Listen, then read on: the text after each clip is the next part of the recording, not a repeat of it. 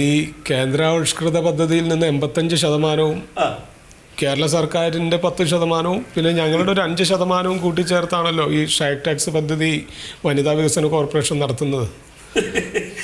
എടോ, ഇതിന്റെ പേരിൽ വനിതാ വികസന കോർപ്പറേഷന്റെ നയാ പൈസ ഞങ്ങളുടെ ബാങ്കിന് കിട്ടിയിട്ടില്ല. അതെന്താ സാറേ അങ്ങനെ പറയണേ? ഈ കുടുംബശ്രീക്കാർ നടത്തുന്ന ഓട്ടോറിക്ഷ പദ്ധതിയിൽ നിന്ന് 1-2 ലക്ഷം രൂപ വരെ വരുന്ന ഈ നാനോക്കാറിന് വരെ 50,000 രൂപ സബ്സിഡി കൊടുക്കുന്നുണ്ട്.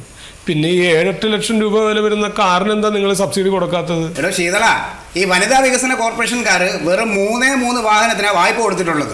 അത് ചുമ്മാതെയൊന്നുമല്ല, അവരുടെ വീടും വസ്തുവൊക്കെ പണയപ്പെടുത്തിയിട്ടാണ്. സാർ, ഞങ്ങളുടെ അവസ്ഥ ഒന്ന് മനസ്സിലാക്കണം. ആകെ കിട്ടുന്നതിൽ നിന്ന് 13% ആ കോൾ സെന്ററിൽ അടയ്ക്കണം. പിന്നെ ബാക്കി കൊണ്ട് വേണം ഇവിടുത്തെ വീട്ടുചെലവ്. വണ്ടിക്ക് എന്തെങ്കിലും പണി വന്നാൽ അത് ചെയ്യണം. അപകടം ഉണ്ടായാലും ഞങ്ങൾ തന്നെ നോക്കണം.